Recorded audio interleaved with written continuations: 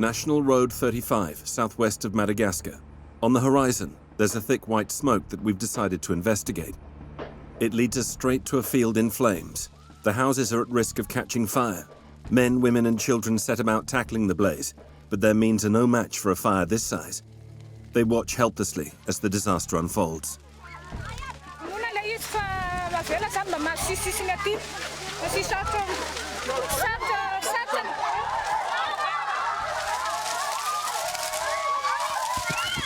It's no use calling for help. The nearest fire station is 155 kilometers away. Each year, in September and October, the island faces what is known as fire season, a period during which farmers burn their fields to clear the land before rainy season. This practice, known as slash and burn, is fast and cheap, but often degenerates into bushfires that rage out of control.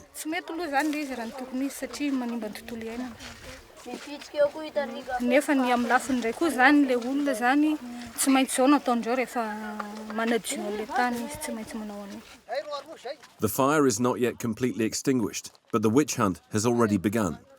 The person who started the fire must be found and made to pay for all the litres of water the village has used. Villagers suspect this charcoal producer. The firewood consumed daily by the Malagasy for cooking regularly causes fires.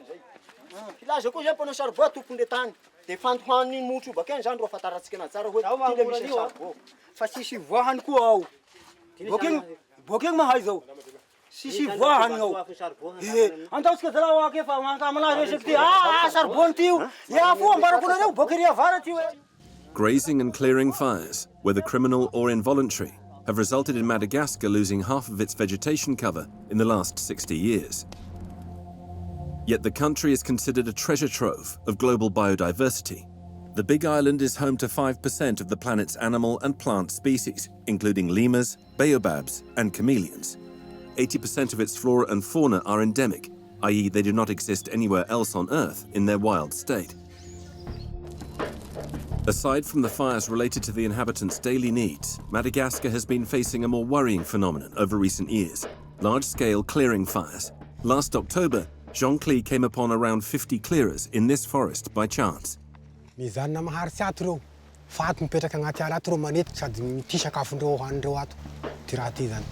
in the north of Minabe Antimina, a protected park spanning 210,000 hectares. Over the last 10 years, half of its area has been burnt.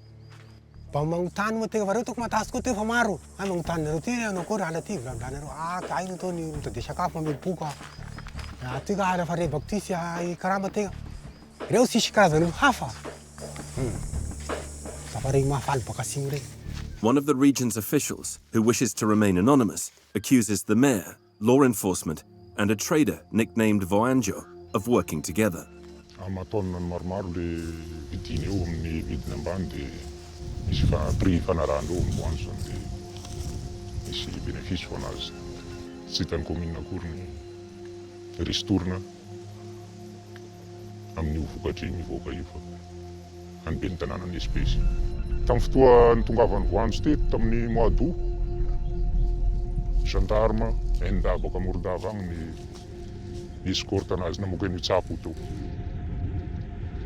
This is a very lucrative business, according to our source, in a country where the minimum monthly wage is 50 euros per month.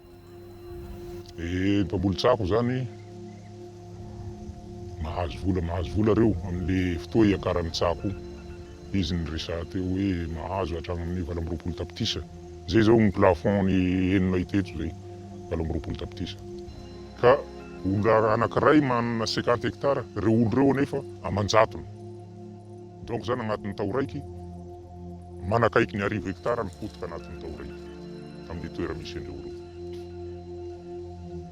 Fa rafa indraiky mamboly izy indroa mamboly de fa midéplacer koa izay manitatra ala hafa koa de zay ny tantara nahapotika an'le ala tato. Land clearers are gradually fleeing from the south for more fertile areas at the request of maize buyers.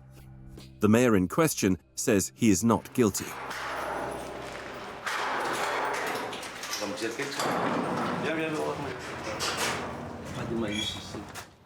Fa mahatonga an'le olo miaccuse anakay zany tena marina resaka politique zany io.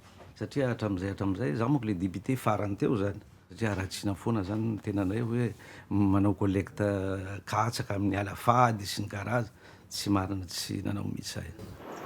NGOs have their eye on Star, a subsidiary of the French group Castel, the leading beer producer in French-speaking Africa. In Madagascar, Star produces 225 million bottles of beer per year and has a turnover of over 200 million. An NGO worker, who has to remain anonymous, can confirm that one of Star's suppliers collects maize illegally.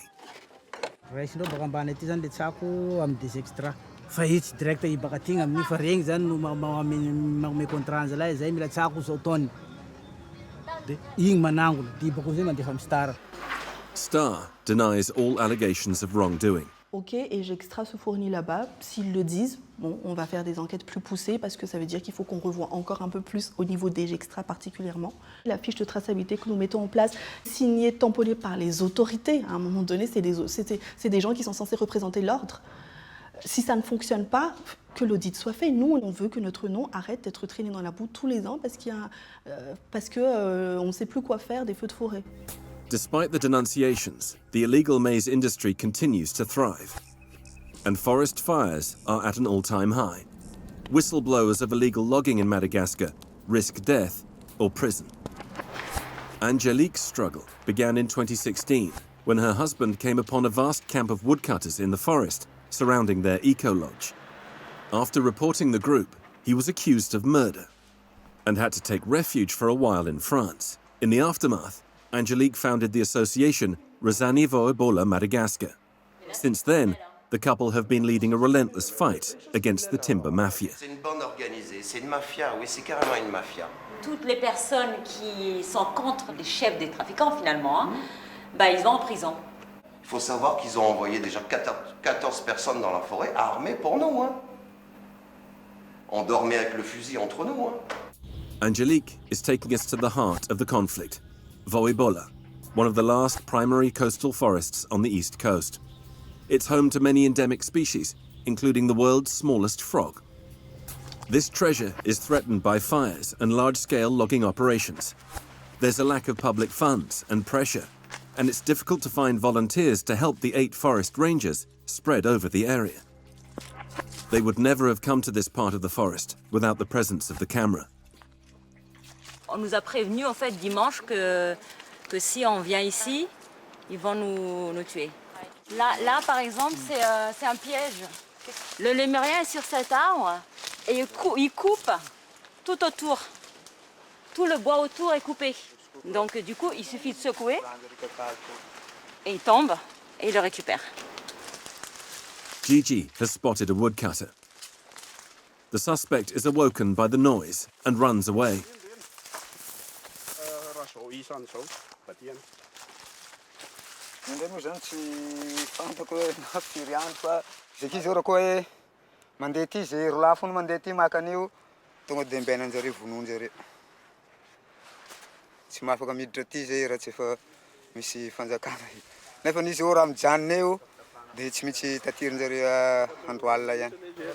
Five months ago, they discovered this charcoal kiln along with 40 bags full of charcoal in the heart of the forest. Sur les sacs, il y avait le nom du monsieur, l'Éric, sur les sacs.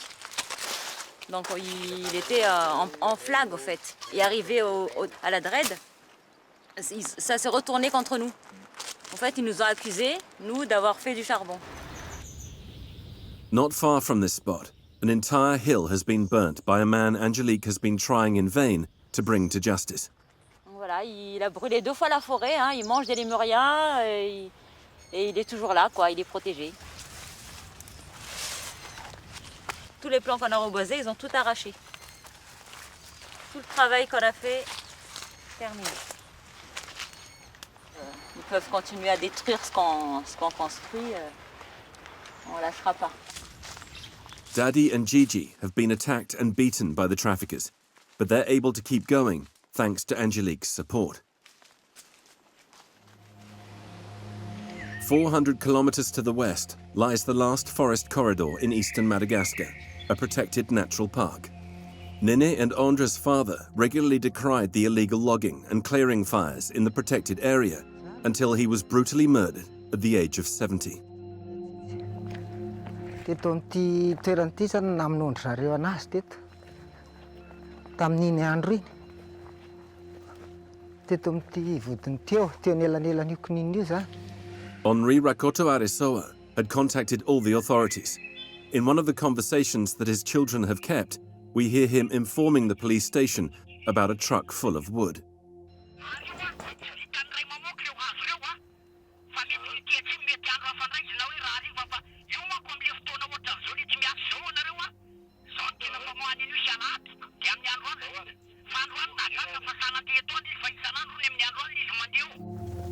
In 2021, alerted by the activist, agents from the Ministry of the Environment visited the site, but this was not enough to stop the trafficking.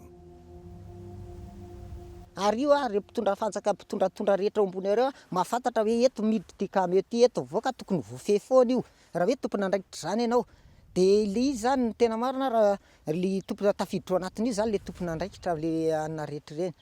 De raha am'izay zao de efa mahazo ny fandrahonana resaka fandrahonana ohatran'ny hoe famonoana na izay zao ara zany de efa mahazo an'izany fandrahonana hoe nareo ohatran'izao mbola hatramin'izao ara de misy miteny hoe maty ny ary fa mbola misy ho alaina koa vonaina.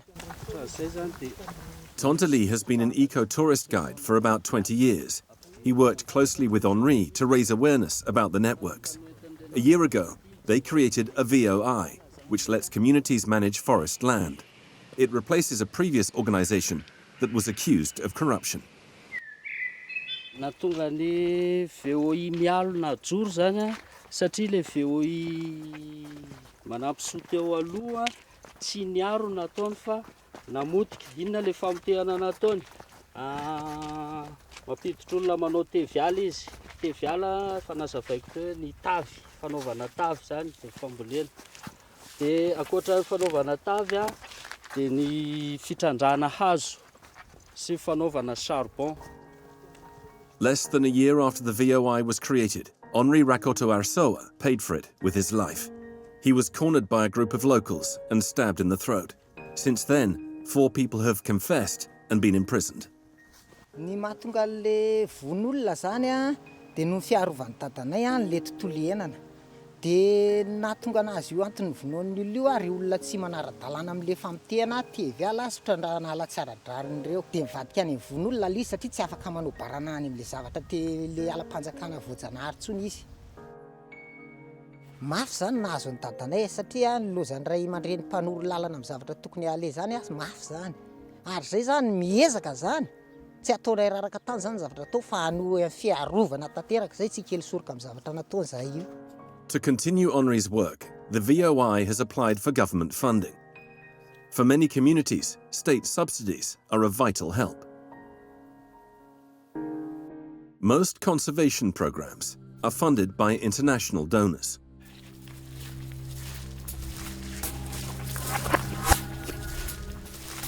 On est en plein noyau dur de l'aire protégée. Ici, on a des jeunes plants plantés de baobab.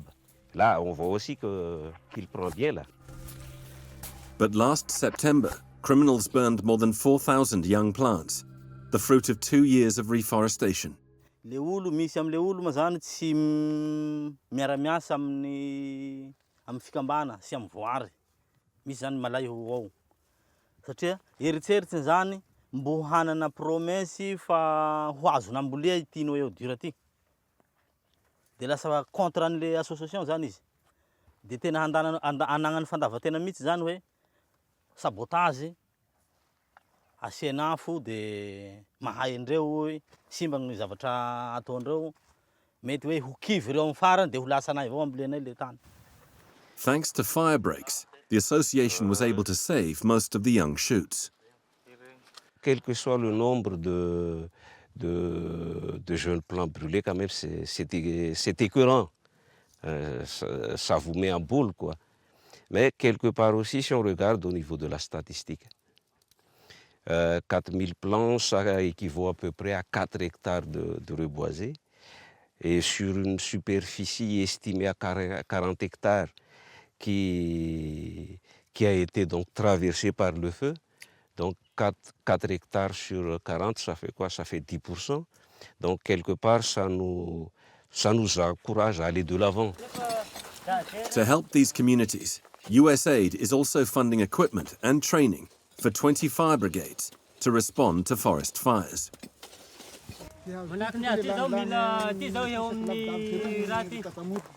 Eo amin'ny 5 metres eo ty dia mila atao agny amin'ny 10 metres zany le tatamotro miala an'ity satria raha voatota hazo tiako mainy afo dia afaky tsy atahorana hoe hiampita amin'ity faritra alovam-po misy zanakazo ato ty. In front of the camera, it's all about the training sessions and new equipment. But when a fire breaks out, the reality is quite different. This team has to intervene in one of the 43 national parks. Volunteers, park staff and a tank are all crammed into the same vehicle.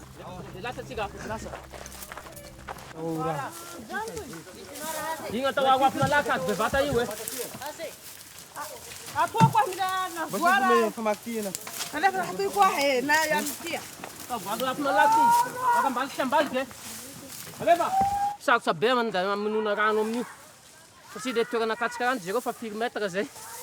Dia ohatra tsy maintsy mampiasa teknika zany mba tsy andaniana rano betsaka dia asiana roafo ty hazo be efa anona ty. Dia mba hitazonana anazy zany mba tsy hoe hita. Zao zany mahatonga an'ilay izy hoe sarotra le mamono anazy rehefa anaty ala izy. Dia zay le mahatonga azy miverimberina. Fatao miasa koa ny mpamono afo a? Tena miasa ny mpamono afo. Miasa aloha. Miasa be ny vahoaka. May tena may azy. Tena mijaly biby amin'izao. This nocturnal lemur has been woken by the fire and is trapped. 95% of lemurs are now on the verge of extinction due to the destruction of their natural habitat.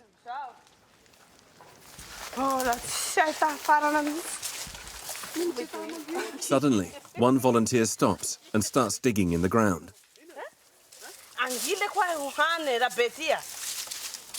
Nampamono afo tsisy raha hohaniny ane agnala ty dia noana be zahay dia mihaly ambany tany. For these volunteers, this fire is a common occurrence. Every year, the park burns during the fire season. Avy any amin'ny village amin'ilay tanàna mpisanjaka safira reo miditra aty. Miditra amin'ny alina. Fa misy ihany tratranay a. Tsy ihany moa zany fa efa betsaka ny tratra. Miditra any ampondra. Fa ny manao ihany koa. Satria ny akamaroan'ny ala ivelan'ny parka zomitra voibasi zany efa lany. Dia lasa ato ny lasibatra. Zay daholo mahasarotra fifehezany aby satria na reto zao efa mandeky lasa kitsay reto. The team will not be able to put out the fire tonight. It will take 10 days to extinguish the fires scattered throughout the park. The fire will consume 100 hectares of forest.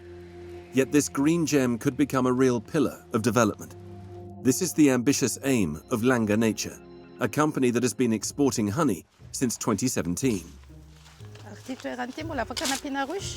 Izy moa zany misy norma apetraka 40 zao ny tokony ho amina ruche raika. Maro is a former coal seller who has turned to beekeeping. With about 50 hives, he can produce about 2,000 litres per year, which allows him to earn about €450 per month, 9 times the minimum wage. Nanomboka tamin'ny fotoagna niompiako tantely aho zany da sisa hirana koa fampidirana ny mpianatra an-dakilasy. Da amin'ny fiainana tokantrano koa amin'izao sady afaka magnano trano ohatry ny olo rehetrarehetra iaho, afaka mivola mividy tokotany. Langa Nature's method: training, equipping and supporting beekeepers. In 5 years, the company has grown to over 300 beekeepers and exports 80 tons of forest honey to Europe, the US and Japan. Taloha iaho zany nanapaka hazo nanaovana charbon fa amin'izao zany mifanohitra amin'izay ny zavatra ataoko. Manolo an'igny tapaina taloha igny da ity eto ty zany eucalyptus nambolena io, kininy vohitra nambolena. Nagonerako an'izay kininy rano tapaina be dia be zay manana eo amin'ny 15 hectares eo aho ny ao le tena sy azo hidirana mihitsy amin'izao. Zany hoe efa tena narovana mihitsy zany mba ho planty akany tantely sakafo. If the sector benefited from public investment, it could become a compelling alternative to deforestation. L'apiculture, quand on constate que c'est 10 fois plus rentable que le commerce de charbon de bois, forcément ça fonctionne.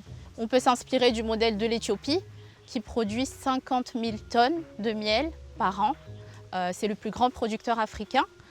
Pour vous donner une référence, à Madagascar, toutes régions confondues, on fait 100 tonnes de miel par an. Et donc en Éthiopie, ça marche parce que tout le monde est impliqué. Le gouvernement, les autorités, la population. C'est comme ça que l'Éthiopie arrive à générer des revenus très importants de l'apiculture. Donc voilà, c'est vraiment un modèle qu'il faut suivre et appliqué à grande échelle. Making the forest an ally and a resource is an ancestral way of life that some communities still defend. We are in Mikea National Park, a dense, dry forest 120 kilometers long. It is home to the last group of hunter-gatherers in Madagascar, the Mikea. Whether for food, medicinal plants or water, the forest provides them with everything. The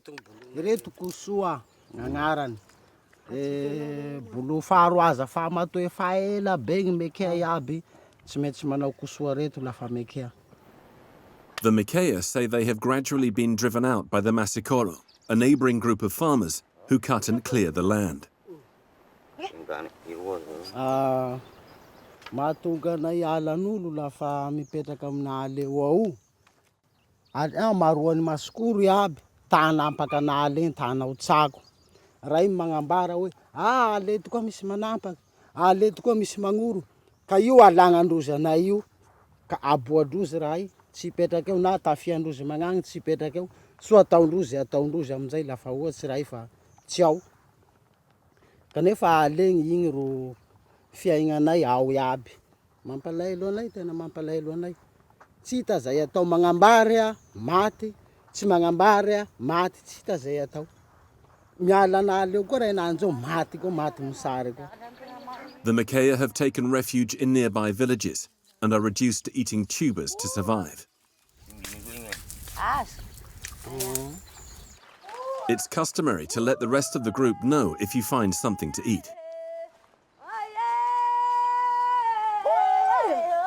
Since their forest was turned into a protected natural park in 2011, they no longer dare to go there freely. However, access is not officially forbidden to them. Gn'agnala enaniky zao, fa tsy misy meky mipetraky. Lafa io ala io ma, tsy maintsy raha hay amizay, utanany emenipe lafa may ala io nareo mipetraka ato magnoro anio. As deforestation continues, resources are running out. Today, the community depends on donations to send their children to school.